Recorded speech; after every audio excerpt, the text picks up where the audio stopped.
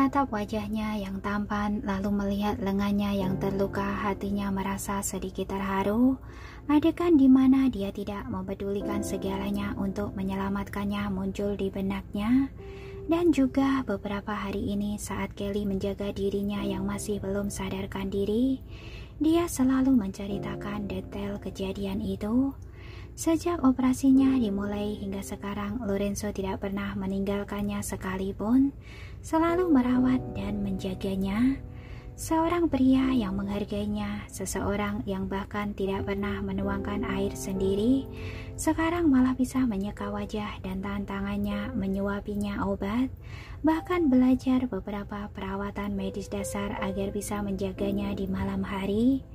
Selain itu, karena sebelumnya Dewi pernah berpesan untuk memperlakukan tabib legendaris dengan hormat, jadi Lorenzo secara langsung pergi mengantar tabib itu ke bandara.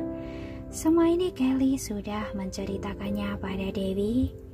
Dewi sangat terharu mendengarnya. Lorenzo tidak mengatakan sepatah kata pun. Dia hanya diam-diam melakukan semuanya untuknya.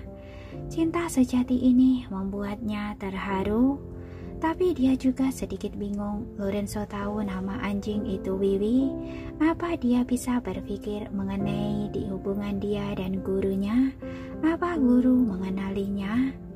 Memikirkan semua ini, perasaan Dewi sedikit tidak tenang.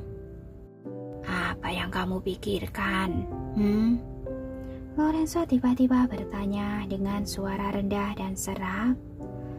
Sebenarnya, tabib legendaris itu adalah guruku. Dewi tidak tahan lagi, ia pun mengatakan kebenarannya. Saat aku umur 3 tahun, dia memungutku dari kumpulan serigala, kemudian membesarkanku, mengajarkanku ilmu medis, mengajarkanku etika menjadi orang. Dia adalah guruku, dan dia juga adalah ayahku. Iya, aku tahu. Lorenzo memejamkan mata, tapi ia tetap bisa merasakan perasaan Dewi. Orang tua itu berjasa bagimu. Apa dia mengenaliku? Dewi bertanya dengan suara rendah. Kamu berharap dia mengenalimu? Lorenzo membuka mata, menatapnya dengan lembut. Dewi berpikir dan sedikit menggelengkan kepala. Tidak, aku belum punya pencapaian apa-apa sekarang. Tubuhku malah dipenuhi luka. Kalau dia mengenaliku, dia pasti akan sedih, cemas, gelisah, juga merasa bersalah. Berbicara tentang ini, suaranya sedikit tersendat. Meskipun dia galak, sangat keras padaku, tapi sebenarnya dia berhati lembut. Kalau dia sampai tahu aku terluka, takutnya dia akan menyalahkan dirinya sendiri. Tidak seharusnya membiarkanku turun gunung saat itu. Mendengar semua ini, Lorenzo menjadi tersentuh. Dia teringat bibinya, sama seperti yang dikatakan Dewi, selalu berkata kasar tapi berhati lembut, dengan keras menuntun dan melatihnya, tapi selalu merasa kasihan dan khawatir di belakangnya. Kamu masih sangat muda ketika aku turun gunung, kan? Lorenzo mengikuti keinginan Dewi dan berbohong.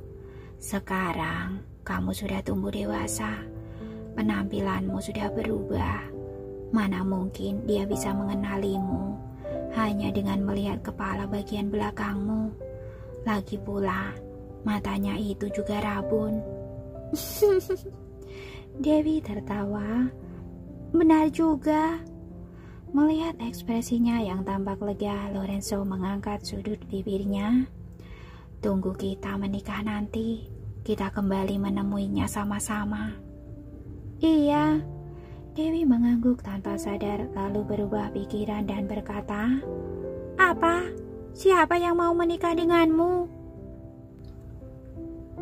Dasar, kamu makhluk kecil tidak berperasaan.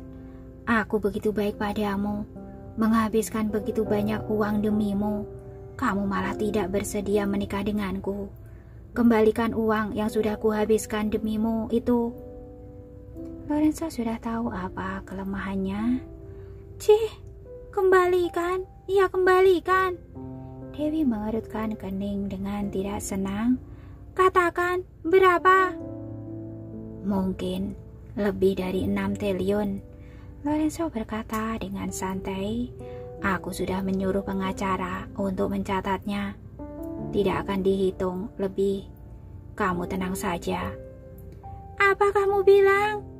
Dewi hampir tidak bisa bernafas. Aku juga tidak memakai uangmu. Kenapa bisa sampai 6 triliun? Biaya pengobatan sudah hampir 400 miliar. Tabib legendaris 200 miliar. Heidi dan rombongannya pulang pergi 200 miliar. Dan juga... Apa? Tabib Hansen sama sekali tidak rakus dengan uang. Bagaimana mungkin minta 200 miliar padamu? Tabib itu menolak datang, jadi harus membayar mahal untuk membujuknya. Lalu dia mengusulkan agar kita menyumbangkan biaya pengobatan untuk sekolahan di daerah gunung. Aku sudah minta Jasper untuk mengurusnya. Baiklah, itu memang cara kerja guru. Lalu bagaimana dengan 5-6 triliun sisanya? Selain dikurangi beberapa pengeluaran lainnya, aku khusus datang untuk menjagamu, sehingga menunda bisnisku yang membuatku rugi 4 triliun. Lalu 6 triliun sisanya adalah upahku karena sudah menjagamu. Kamu, ini sangat rasional. Aku sudah menyuruh pengacara mencatatnya. Lagi pula, kamu tidak mau menikah, maka harus bayar utang. Kalau kamu mau menikah, ini semua adalah urusan keluarga, tidak perlu bayar. Kelak kamu juga akan mendapatkan setengah dari penghasilanku. Kamu bisa berbaring di rumah dan menghitung uang yang tak ada habisnya. Mendengar hal ini, sepertinya menikah dengan Lorenzo sungguh pilihan yang cukup bagus. Kenapa hal ini malah begitu menguntungkan? Hati Dewi sedikit tergerak. Masih ada. Lorenzo tahu bahwa Dewi tergerak, maka ia menambahkan syarat. Kelak, Tabib Hansen bisa menyumbangkan uang berapapun dan kemanapun dia mau. Dewi langsung tertawa. Guru pasti sangat tenang. Dia menyumbangkan semua hasil biaya pengobatannya. Iya, menggunakan namamu. Tiba-tiba suara Lorenzo menjadi lembut. Apa? Dewi terkejut hingga membelalakan matanya lebar-lebar, sama sekali tidak mengetahui hal ini. Jasper langsung mentransfer uang ke nomor rekening yayasan yang disuruh oleh Tabib Hansen. Berdasarkan perintah Tabib Hansen, tertulis donaturnya bernama Dewi. Lorenzo berkata dengan pelan. Jasper merasa aneh, maka bertanya pada yayasan itu. Ternyata selama bertahun-tahun ini, Tabib Hansen terus-menerus menyumbangkan uang dengan menggunakan namamu. Orang yayasan itu bilang, mereka pernah bertanya pada Tabib Hansen, kenapa menggunakan nama ini. Dia bilang alasan utamanya adalah melakukan hal baik. Selain itu, ini adalah nama murid pertamanya. Seumur hidup ini, muridnya itu bernasib sangat malang. Tabib Hansen pun berniat memupuk sedikit pahala untuk muridnya itu, berharap jalannya kelak bisa sedikit lebih lancar. Mendengar perkataan ini, air mata Dewi pun menetes. Dia lalu memeluk Lorenzo dan menangis hingga gemetar. Lorenzo menepuk-nepuk pelan punggungnya. Biasanya dirinya jarang bicara, tapi malam ini sepertinya ucapannya sangat banyak. Belakangan ini dia sering teringat bibinya. Bibinya itu juga sangat memikirkan dirinya dan terus membuka jalan untuknya. Dengan begitu dia pun bisa berani menerjang ke depan. Lihatlah, menikah denganku membawa banyak keuntungan. Lorenzo sengaja memperbaiki suasana. Tabib Hansen juga sangat mengakuiku. Benarkah? Dewi sangat terkejut. Kamu sangat arogan. Guru tidak akan menyukaimu. Aku bersikap sangat hormat pada Tabib Hansen, mengantarnya ke bandara secara langsung, juga melihat anjing kampung peliharaannya itu, yang sekarang sudah bertumbuh besar. Nama Wiwi sungguh tidak cocok untuknya. Dewi pun tertawa keras. Jadi sebenarnya kamu mau menikah atau tidak? Kalau tidak mau, kamu harus mengembalikan uangku. Kalau mau, setiap hari kamu hanya perlu menghitung uang. Hais, aku pasrah, menikah saja. Dewi menghela nafas dalam-dalam seolah-olah dia luar biasa tak berdaya. Mendengar nada bicaramu, sepertinya sangat tidak bersedia. Lorenzo pun memukul bokong Dewi. Tidak. Tiba-tiba Dewi teringat sesuatu, maka buru-buru berkata, kamu masih belum menjelaskan hubunganmu dengan Juliana. Apa maksudnya gosip itu? Lalu, apa maksud dari foto-foto mesra itu? Masih ada lagi? Tidurlah, besok baru bicara lagi. Kamu... Saat Dewi mau marah, tiba-tiba terdengar bunyi ketukan pintu dari luar. Kemudian Jasper buru-buru melapor. Tuan, ada hal yang harus aku laporkan. Lorenzo mengerutkan keningnya. Dia menarik tangannya pelan-pelan dari leher Dewi, lalu bangun dan memakai baju luarnya. Kamu tidurlah dulu, aku keluar dulu. Dewi tidak banyak bertanya, hanya melihat Lorenzo pergi setelah berpakaian. Saat sampai di depan pintu, dia menoleh dan berkata, ingat, kamu sudah setuju.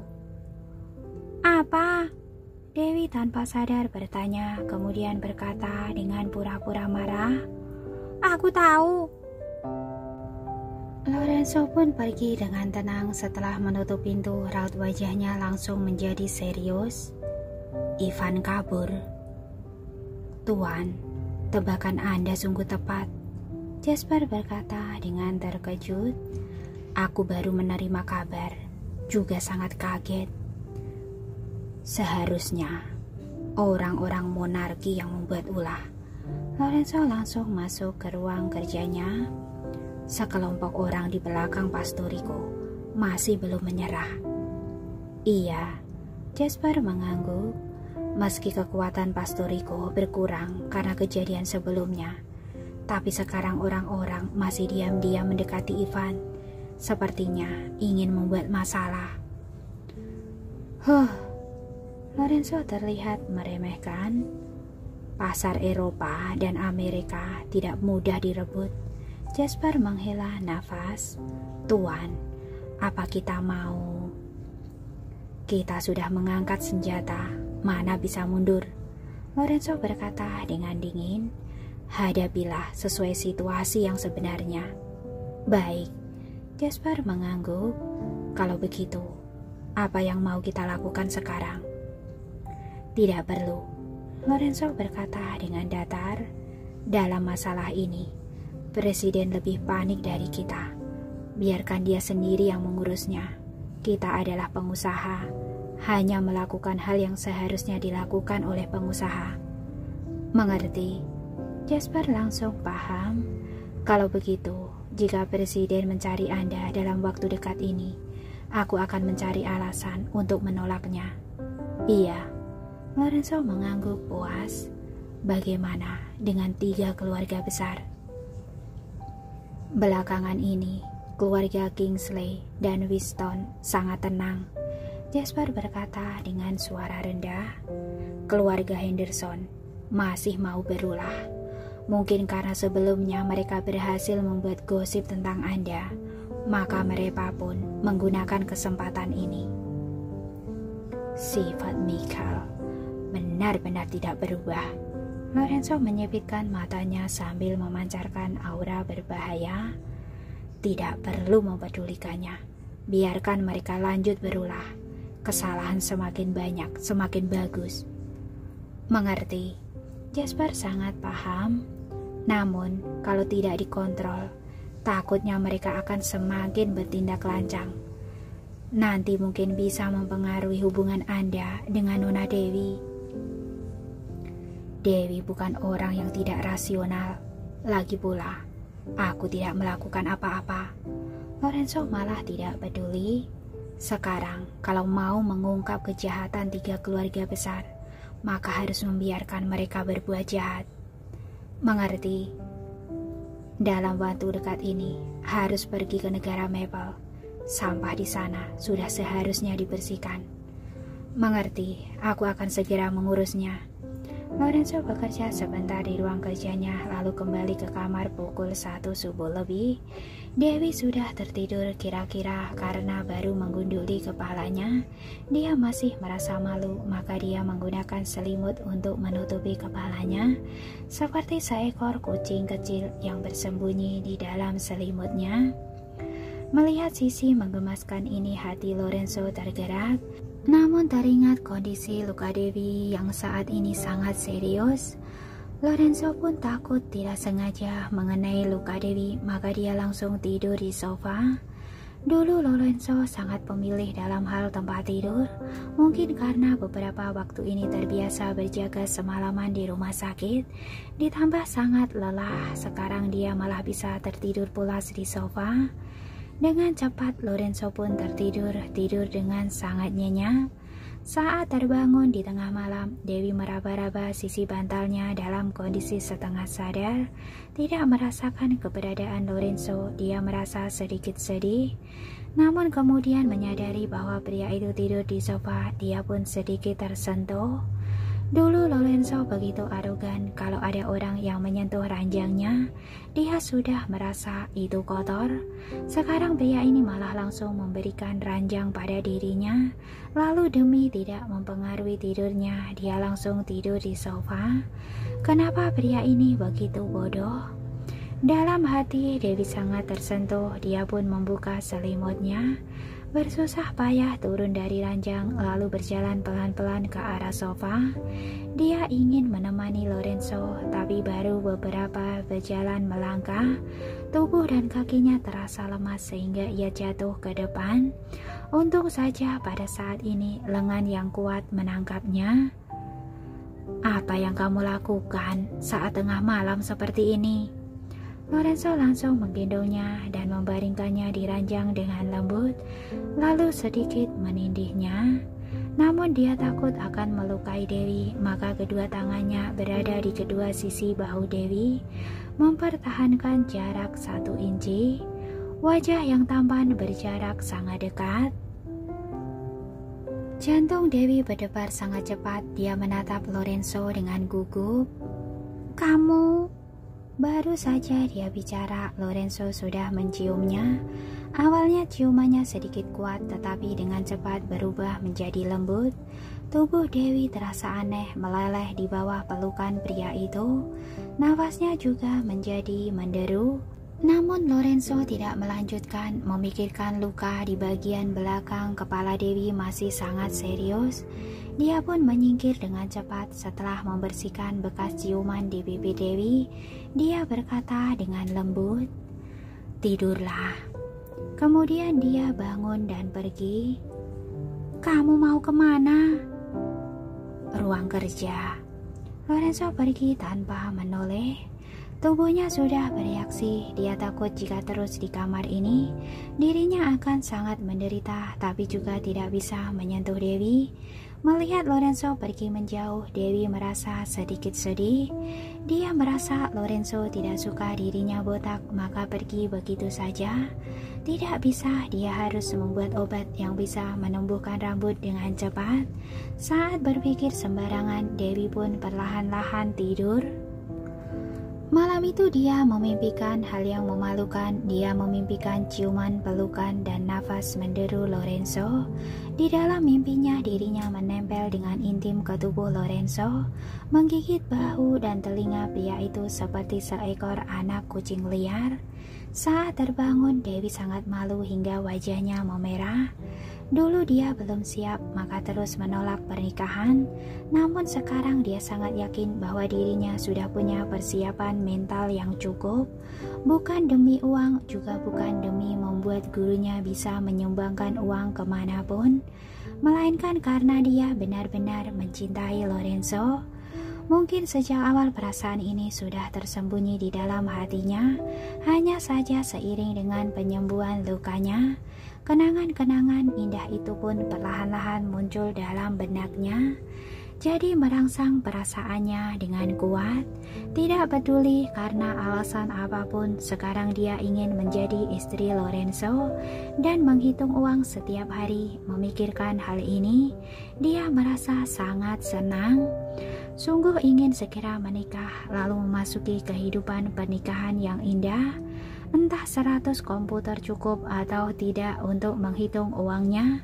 Kalau semuanya diganti ke uang tunai, apa akan setinggi kastil? Oh ya, dia bisa minta bantuan Bibi Lauren, Paman Joshua, dan Brandon.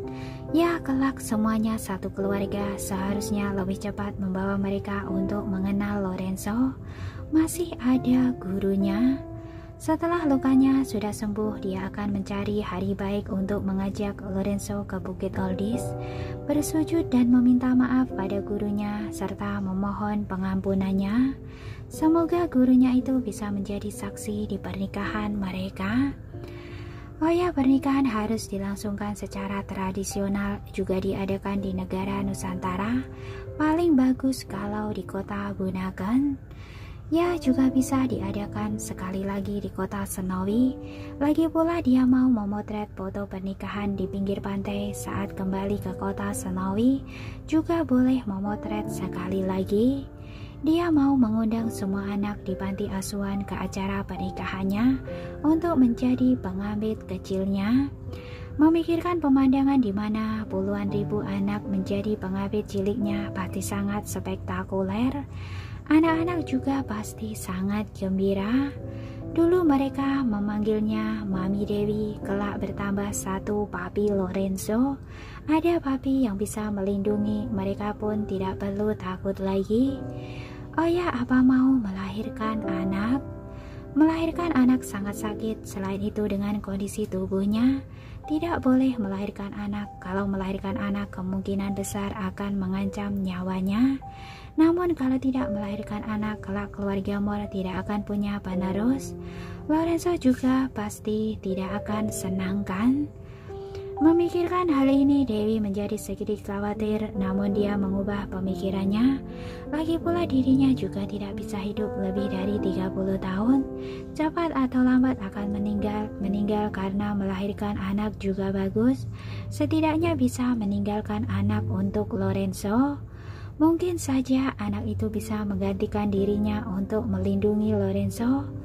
Ya, diputuskan seperti itu saja. Berpikir sampai di sini, Dewi langsung merasa sangat yakin membayangkan kehidupannya kelak. Seluruh benaknya dipenuhi dengan gambaran yang sangat bahagia.